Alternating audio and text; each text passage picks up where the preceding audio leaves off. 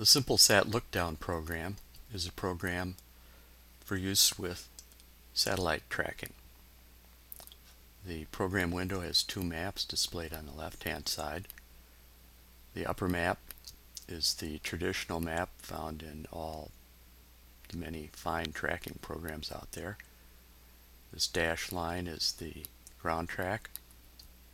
This circle is the location of the satellite. This little arrow is the heading. This yellow rectangle is our location, which is shown latitude and longitude up here. The lower map, which I call the tracking map, is slave to the upper map. The green circle in the middle represents the location of the satellite, which corresponds to this location right up here. As the satellite moves along, the tracking map follows. On the right hand side, we have the controls that are used for operating the program. Here is the local time. If you click on it, it switches to universal time. These two boxes are used for selecting your satellite. We're currently looking at AO51. The satellites are organized in groups.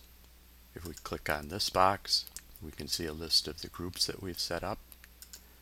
And over here, we have a list of the satellites that are in that group. If you want to go to a different satellite, just click on it. You might have noticed that both maps updated in a synchronized way. These two boxes show the azimuth and elevation of AO27, which is right here, relative to our location, which is right here. The AOS and LOS for the currently selected satellite are displayed here. Currently in local time, we click on this, it switches to universal. Down here is a little cluster of controls related to the tracking map. The first one is the zoom, which lets you zoom in and out. It's actually quite interesting, and you get a sense for how fast the satellite is actually moving with respect to the ground.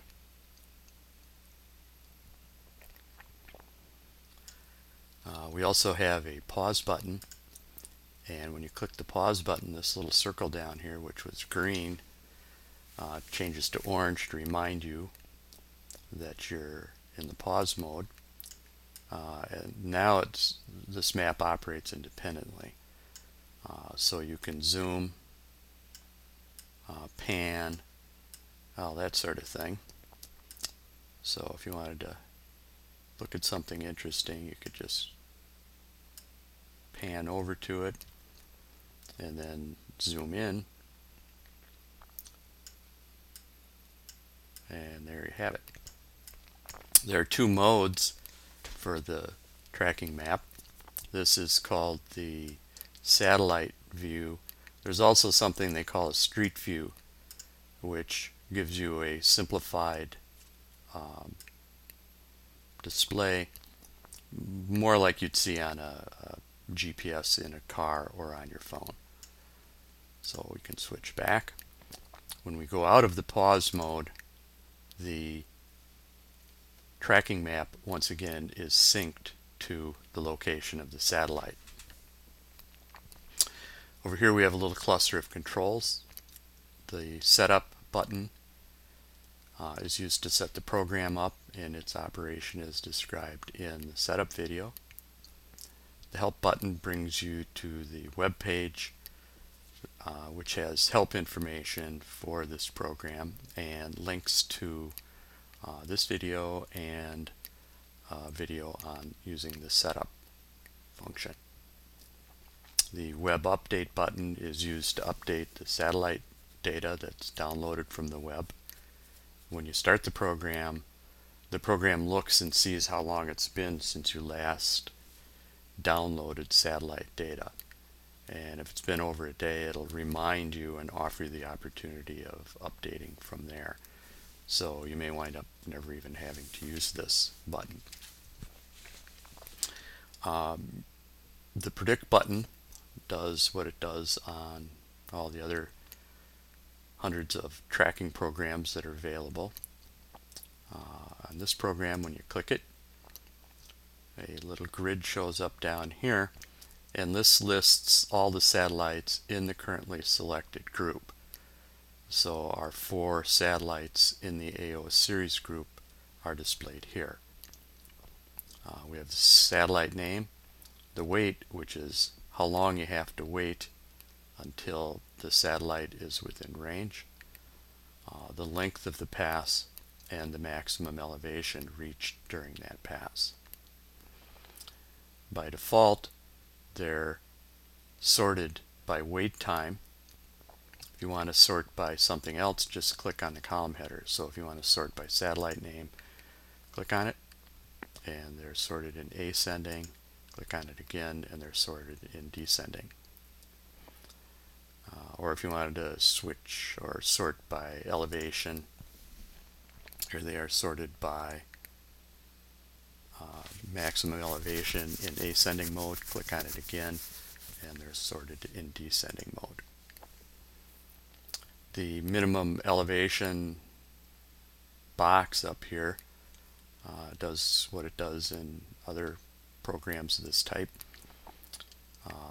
If we put a number like 15 in here, only passes that have an elevation of at least 15 degrees are displayed.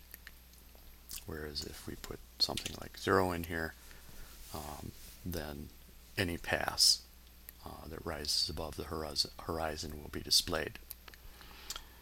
The location to button works in conjunction with this predict grid, in that the location to that you may have set up when you ran the setup program, when you click on this button, a couple of things happen. One thing that happens is the location to little icon shows up, which is this little red box. Its latitude and longitude is displayed up here in the title bar, and this grid now displays passes that are viewable from both locations. The maximum elevation that's displayed is the worst case. So whoever has the poorer pass, is that value is used for the maximum elevation. If we switch groups here, say to the NOAA satellite groups, we can see that the predict box now displays the satellites in that group. We turn off location 2, and you may have noticed that the tracking map is not tracking. When you're in the predict mode, there's a fair amount of computation that's going on behind the scenes, and the predict tracking map worked a little funky, so we put it into pause mode while you're in the predict function. Turn the predict off. Once again, we're synced with the satellite. Little circle turned green, showing us that we're not paused.